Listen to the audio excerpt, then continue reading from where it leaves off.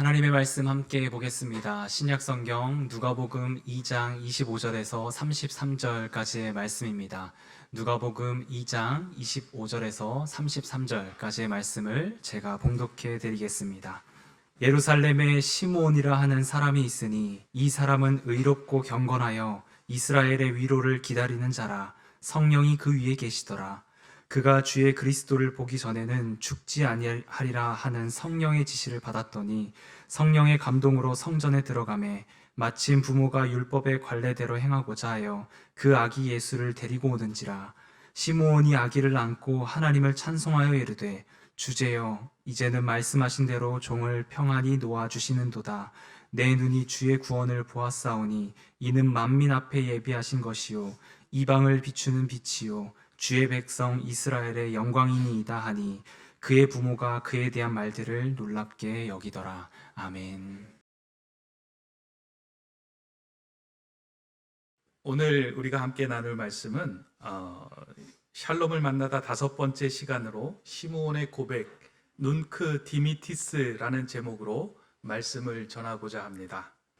오스트리아의 작곡가인 슈베르트의 노래 모음집 중에 백조의 노래라고 하는 가곡집이 있습니다. 이 작품집은 슈베르트가 세상을 떠나기 직전에 작곡했던 14개의 가곡으로 이루어져 있습니다. 이 백조의 노래라고 하는 제목은 슈베르트가 붙인 것이 아니라 이 모음집을 만든 제작자가 나중에 붙인 제목입니다. 왜 이와 같은 제목을 붙였느냐 하고 물었더니 제작자가 하는 말이 슈베르트가 그러니까 인생의 마지막 시기에 지었던 그 노래가 그 이전에 지었던 그 어떤 노래보다 더 아름다운 노래였기에 이것은 백조의 노래와 같다라는 그 의미로 이름을 지었다라고 합니다. 이 백조의 노래라고 하는 것에는 이야기가 있습니다. 백조의 특징은 살아가면서 제대로 한 번도 그가 사는 기간 동안은 소리내어 노래하지 않는다라고 합니다. 백조가 소리를 내는 경우는 죽기 전에 그 전에 가장 아름다운 소리를 내며 죽음을 맞이한다라고 합니다. 이러한 의미에서 슈베르트가 죽기 직전에 작곡한 노래들을 모은 그 가곡집을 백조의 노래라고 이름을 붙이게 된 것입니다. 성경에서도 이렇게 아름다운 백조의 노래와 같은 본문이 있습니다. 영국의 대설교가인 찰스 스펄전 목사님은 성경 가운데 누가복음에서 시므온이 부른 시므온의 찬가는 백조의 노래와 같다라고 말하였습니다. 성령님의 인도하심을 따라 예수님을 기다렸던 시므온이 예수 그리스도를 만나 그 아기 예수를 품에 안고 외쳤던 그 고백은 그의 인생 중에 가장 아름다운 찬양이 되었고 그의 삶을 완성하게 만드는 귀한 고백이 되었다라고 말합니다. 오늘 우리가 읽은 본문이 바로 시므온이 예수님을 만나 고백한 시므온의 찬가가 있는 구절입니다. 본문에서 등장하고 있는 시므온은 성경에서 다른 곳에는 등장하지 않고 오직 이곳에만 등장합니다. 그리고 그 시므온에 대한 정보도 예루살렘에서 의롭고 경건하게 살던 한 노인이었다라고만 우리에게 알려줍니다. 이러한 내용으로 볼 때 시므온은 그 지역에서 유력한 사람도 아니었고 그 시대를 이끄는 지도자도 아닌 평범한 한 노인이었습니다. 다만 여러 가지 불안한 상황에 처한 이스라엘에 진정한 평안이 임하길 기다리며 기도하는 평범한 노인이었던 것이었습니다. 그럼에도 불구하고 시므온이 불렀던 이 찬가는 그의 인생에서 가장 아름다운 노래가 되었고 그의 인생을 완성시키는 아름다운 고백이 되었습니다. 많은 사람들은 이 시므온과 같은 아름다운 고백으로 자신의 인생을 완성했으면 좋겠다라고 생각하며 이 본문을 읽기도 합니다. 라틴어 성경에서는 이 시므온의 찬양을 본문 29절에 나오는 이제는 평안히 놓아주소서라는 의미로 눈크 디미티스라고 이름을 붙이고 있습니다. 그러니까 시므온의 찬가이지만 라틴어 성경에는 눈크 디미티스, 이것이 시므온의 노래다라고 이야기합니다. 시므온의 노래, 이 눈크 디미티스가 중요하게 여겨지는 이유는 하나님 안에서 예수 그리스도를 만나고 난 이후에 자신의 인생이 완성되었음을 고백하는 찬양이기 때문입니다. 하루를 살고 평생을 살아가는 그 마지막 순간에 하나님 때문에 내 인생의 모든 것들이 풀려지고 노임을 받았습니다. 감사합니다의 고백이 눈쿠 디미티스의 고백입니다. 그래서 지금도 이 시므온의 찬양은 수도원에 머무는 수사들이 하루 일과를 마친 후에 드리는 저녁 기도문으로 사용되고 있습니다. 하루 일과를 열심히 성실하게 살고 난 후에 주님 이제 저를 놓아 주십시오. 제가 평안히 거하게 해 주십시오. 라는 그 기도를 드리며 하루를 마감합니다. 이처럼 한 사람의 삶의 마지막이 하나님을 기쁘게 하는 아름다운 찬양을 드리는 삶이 된다면 그 삶은 진정으로 멋진 인생이라고 말할 수 있습니다. 저는 저와 여러분들이요, 인생의 마지막 순간에 이 눈크 디미티스, 하나님 안에서 평안히 노임을 얻습니다, 이 고백을 할 수 있다면 참 좋겠다 하는 생각을 했습니다. 그런 시각에서 오늘 본문을 자세히 들여다보니까 이 시므온이 이렇게 눈크 디미티스의 고백을 할 수 있었던 데에는 이유가 있었습니다. 그냥 그 삶이 그냥 평범하게 살아가다가 이런 고백을 한 것이 아니고요, 그의 인생에서 이런 고백을 하게 된 몇 가지 배경이 있는데, 그 배경, 저는 여러 가지 있겠지만 오늘 본문에서는 크게 두 가지로 좀 함께 말씀을 나누고자 합니다. 그 첫 번째는 시므온은 하나님께 붙들린 사람이었다는 겁니다. 하나님께 붙들린 사람은 자신의 인생이 하나님 은혜 가운데 완성된 인생이라고 고백할 수 있게 됩니다. 오늘 본문에서 시므온을 계속 언급하면서 반복하고 있는 표현이 있다면 그것은 성령님의 함께 하심입니다. 25절에 보면 성령이 그 위에 계시더라. 26절에는 성령의 지시를 받았더니, 27절에서는 성령의 감동으로 성전에 들어갔다라고 말합니다. 이러한 반복된 표현을 통해서 우리에게 알려주는 것은 시므온은 성령님과 함께한 사람이었고 하나님께 붙들려 산 사람이었다라는 것을 우리에게 알려줍니다. 시므온은 성령님과 함께하였기에 지금 이 시기에 구해야 하는 것이 무엇인지를 알았습니다. 그리고 지금 그 시기에 이스라엘에게 필요한 것이 무엇인지를 알았습니다. 이스라엘에겐 평안이 필요했고요, 위로가 필요했습니다. 이 모든 어려움으로부터, 이 모든 상황으로부터 구원해 줄 구주가 필요한 것임을 마음으로 느꼈기 때문에 시므온은 그것을 위해서 기도했던 것입니다. 그렇게 기도하던 중에 성령님께서 그의 마음에 넣어주신 기도의 응답은 위로자, 평안으로 오시는 그리스도를 보기 전에는 너는 죽지 않을 것이다 라는 성령님의 지시를 받게 됩니다. 그 지시 가운데 살던 시므온이 성령님과 동행하던 중에 성령님의 감동으로 그가 성전에 기도하러 들어갔을 때 성전에 때마침 찾아온 예수의 부모와 아기 예수님을 만나게 됩니다. 시므온은 성령님의 이끄심을 통하여 아기 예수님을 만나는 순간에 그동안 성령님께 붙들려 왔던 모든 일들이 그 자리에서 풀려지는 귀한 일을 경험하게 됩니다. 아기 예수님을 만나자 이스라엘의 위로와 이스라엘의 구원이 그에게 있음을 보게 됩니다. 그 순간에 그의 마음에 온전한 위로와 평강이 임했던 것입니다. 그 시므온이 그 예수님을 안고 그 전율을 느꼈던 그 순간에 외쳤던 말이 바로 눈쿠 디미티스입니다. 하나님께 붙들렸던 이 삶이 이제는 완전하게 주 안에서 노임을 받습니다 하고 고백했던 것입니다. 시므온이 고백한 이 눈쿠 디미티스, 즉 주제여 이제 나를 평안히 놓아주소서라는 고백은 얼핏 들으면 이제 피곤한 인생을 놓아달라는 투정처럼 들릴 수 있습니다. 하나님, 이제 하나님 안에서 내가 살았으니까 이제 좀 놓아주십시오. 내가 열심히 살았지 않습니까? 나도 이제 평안히 살게 해주십시오 라는 어떤 투정처럼 들릴 수 있습니다. 그러잖아요. 우리도 교회에서 권사님으로 열심히 수고하던 분이 이제 교회에 나 좀 놔주세요. 하나님 좀 놔주세요. 평안히 살겠습니다. 목회자로 열심히 살아갔던 자가 이제 하나님 놔주세요. 평안히 살겠습니다 라고 하는 어떤 이야기처럼 들릴 수 있는데요. 물론 그런 의미도 있겠지만 보다 정확한 의미는 그런 의미가 아니라 하나님, 내가 하나님 붙들고 살아갔던 인생 속에서 하나님의 방식으로 문제를 풀려고 했는데 내가 지금 이게 붙들고 있던 모든 것들이 하나님이 내게 임하는 그 순간에 내 안에서 모두 노임을 받고 풀림을 받게 되었습니다. 하나님 감사합니다. 내 인생이 완성되었습니다. 하고 고백하는 것이 눈크 디미티스입니다. 이 고백은 하나님께 온전히 붙들린 사람만이 할 수 있는 완전한 고백입니다. 하나님, 제 삶이 하나님께 붙들려 있었던 삶입니다. 제 삶에 부족함이 없습니다. 여기까지 인도하신 하나님, 내 삶을 채워주신 하나님께 감사합니다. 이제는 그 하나님 안에서 더 평안을 누리고 위로를 경험하는 삶을 살겠습니다. 이걸 하나님을 만나는 그 자리에서 고백했던 것이 시므온의 고백입니다.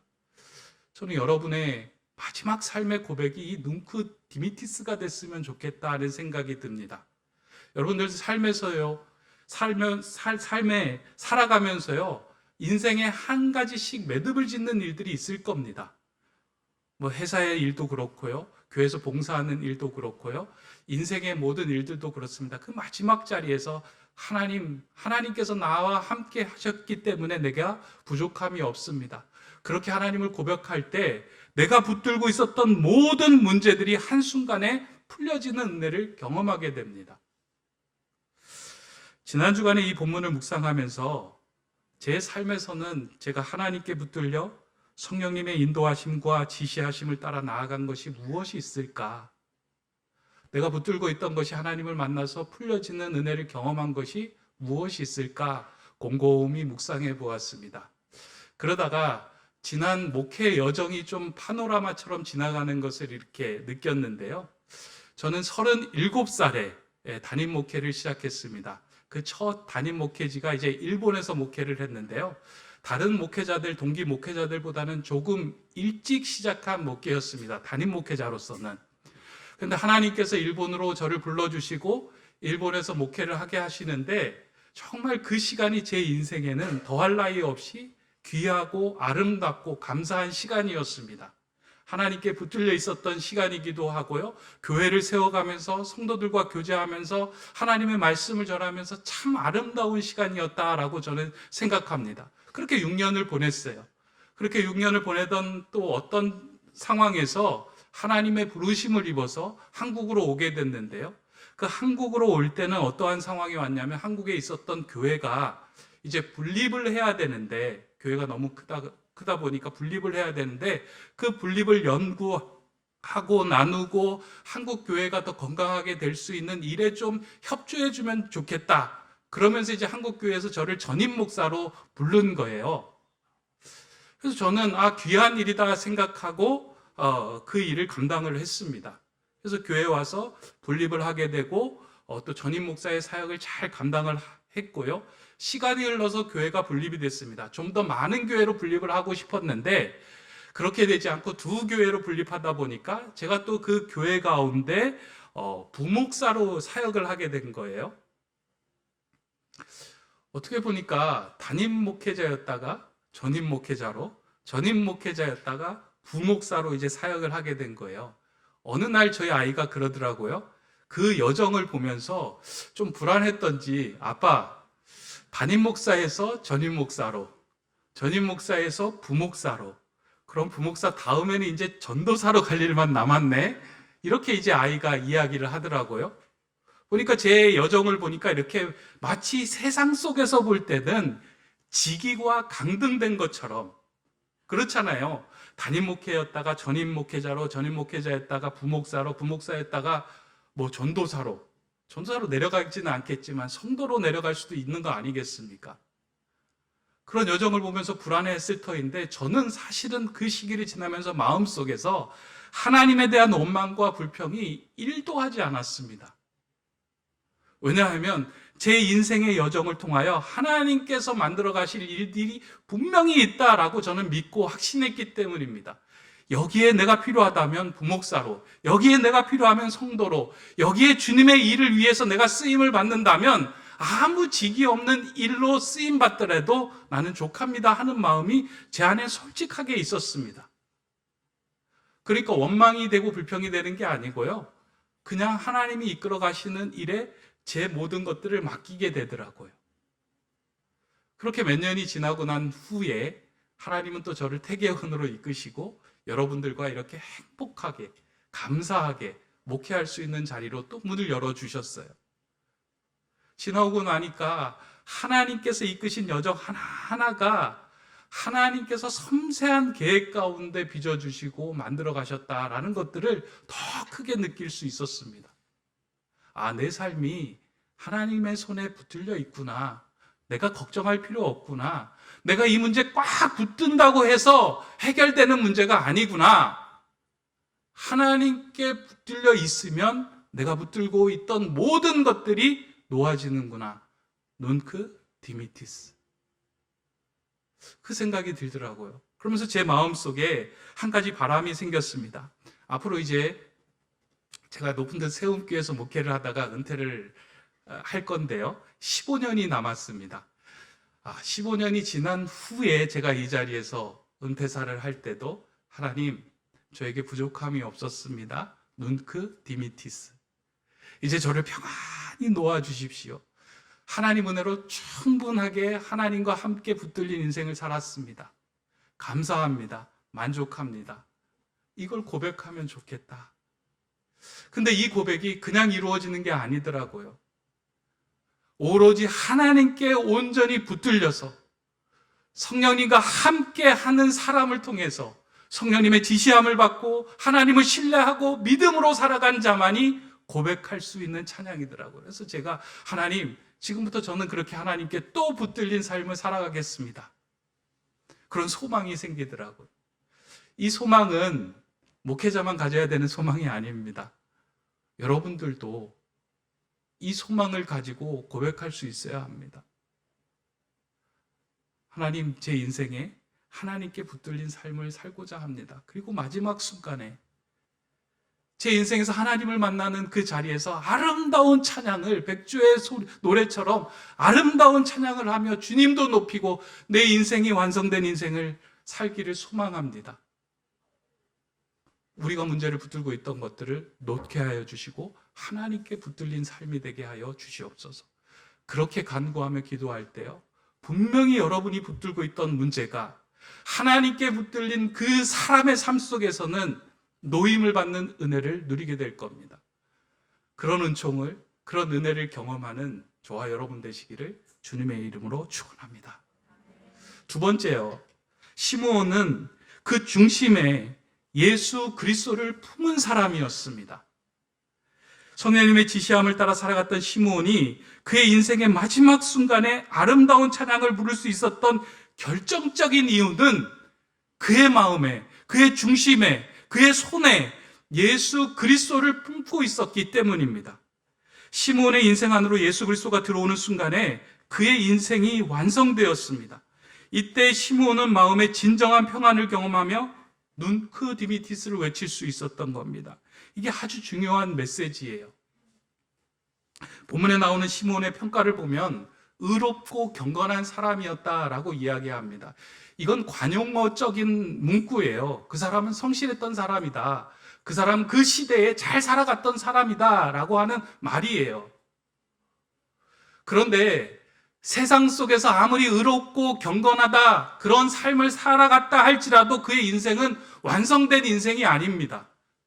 그의 인생이 완성되려고 하면 그의 인생 중심에 예수 그리스도가 들어오고 그의 품 안에 예수 그리스도가 안겨져 있을 때에만 그의 인생은 완성이 됩니다. 프랑스의 철학자 샤르트르가 한 말 중에 인생은 B와 D 사이의 C다라고 하는 유명한 명언이 있습니다. 아마 여러분들 다 아실 거예요. 인생은 B와 D 사이의 C다. 이 C가 채워져 있어야지 인생이 완성이 된다. B는 뭐예요? birth, 태어남이에요. D는 뭐예요? death, 죽음이에요. 그러니까 한 사람이 태어나고 죽음 사이에 이 C가 들어있어야지만 그 인생이 완전한 인생이 된다라고 한 말입니다. 샤르트르는 그 C를 뭐라고 이야기했냐면 초이스, 선택이라고 이야기를 했어요. 그 사람이 태어나고 죽는 그 사이에 어떤 선택을 하느냐에 따라서 그 사람의 한 사람의 인생이 완성이 된다. 아주 중요하고 또 일리 있고 통찰력 있는 문장 아니겠습니까? 여러분들도 태어나서 죽음의 이 순간까지 수많은 선택을 해왔을 겁니다. 그렇잖아요. 아이들은 학교를 선택하기도 하고 배우자를 선택하기도 하고 교회를 선택하기도 하고 삶의 여러 가지 중요한 순간순간마다 모든 것들을 선택해야 되는 거예요. 그 선택을 통해서 사람이 인생이 완성이 돼요. 그런데요, 우리가 하나님과 무관한 선택을 하는 것을 통해서 우리의 인생이 완성은 되지는 않습니다. 우리의 선택을 한다고 하면 우리의 진정한 인생이 완성되기 위해서는 하나님께 붙들린 선택을 할 때만 우리의 인생이 완성이 된다는 거예요. 만약 하나님과 무관한 선택을 하게 된다면 그 선택은 우리에게 반드시 후회와 불안감을 남겨주게 되어 있습니다. 그러나 하나님께로 붙들린 채 우리에게 오신 예수 그리스도를 그 중심에 둘 때 그 인생은 완성된 인생이 됩니다. 시므온은 하나님께 붙들려 성령님의 이끄심에 따르는 삶을 선택하였습니다. 그리고 예수님을 만나 그의 중심에 예수 그리스도를 품었습니다. 그러자 그의 삶이 완전하게 채워지는 은혜를 경험하게 된 것입니다. 이러한 상황을 통해서 볼 때요, 인생은 B와 D 사이의 C다. 물론 선택을 통해서 인생이 완성이 되지만 하나님 앞에 온전한 인생은 태어남과 죽음 사이의 C, 초이스가 아니고요, 크라이스트, 지저스, 예수 그리스도가 채워질 때 B, C, D로 온전하게 완성이 되는 거예요. 시몬이 그의 중심에 예수 그리스도를 품었을 때 그의 눈이 열리게 됩니다. 시몬은 지금까지 불안한 상황을 해결해 주시고 위로해 주시는 하나님을 간절히 기다렸습니다. 이스라엘의 불안한 상황을 하나님께서 어떻게 해주실 것인가에 대한 마음을 쏟고 기도했던 그가 예수 그리스도를 품는 순간에 그의 모든 걱정과 불안과 두려움 속에서 노임을 받게 된 겁니다. 아주 중요한 상황이에요. 우리는 기도할 때요, 내 마음의 평안을 이루게 하는 수단으로 하나님을 자꾸 찾으면 기도할 때가 있어요. 근데 시므온이 경험했던 건 무엇이냐면 어떻게 위로가 올 것인가, 어떻게 이 평안의 문제가 해결될 것인가, 이것에 주목했던 그의 시선이 열리고 예수 그리스도가 그의 중심에 들어오는 순간, 평안의 근원이 그의 마음속에 들어오는 순간 그의 마음속에 있었던 평안이 완성이 되는 거예요. 샬롬이 완성이 되어진 거예요. 그래서 하나님께서 이제 나를 놓아주시는구나, 감사합니다. 그러면서 고백했던 구절이 이 구절입니다. 내 눈이 주의 구원을 보았사오니 이는 만민 앞에 예비하신 것이요 이방을 비추는 빛이요 주의 백성 이스라엘의 영광이니이다. 아기 예수를 통해 구원을 보게 된 거예요. 아기 예수를 통해 이스라엘을 비추는 이방을 비추는 빛을 보았고 이스라엘이 받을 위로를 보게 된 것입니다. 시몬은 자신의 상황과 문제를 풀어주는 위로의 하나님을 기대했는데 예수님이 오시자 다른 모든 것들이 본연의 자리로 들어가는 은혜를 경험하게 된 것입니다. 이것이 오늘 우리의 삶의 중심에 예수 그리스도를 품어야 하는 이유입니다. 예수 그리스도가 우리 안으로 들어올 때요, 우리의 삶에 우리가 붙들고 우리가 지고 있었던 모든 것들이 노임을 얻게 되는 거예요. 어떻게 놓여질까, 어떻게 풀어질까, 여기에 관심을 두는 것이 아니라 주님께서 우리의 삶에 채워지는 그 순간에 그분께서 그 일을 행하고 풀어가시는 일들을 보게 된다는 겁니다. 우린 지난 몇 주간에 걸쳐서 우리에게 평강을 주시는 샬롬의 하나님에 대해서 살펴보았습니다. 첫 번째 살펴본 게요, 여호와 샬롬, 우리에게 평강을 주시는 하나님. 그리고 두 번째, 전능하신 하나님, 우리의 모든 문제를, 그 문제보다 크신 하나님이 전능하신 하나님이다. 세 번째는 뭐예요?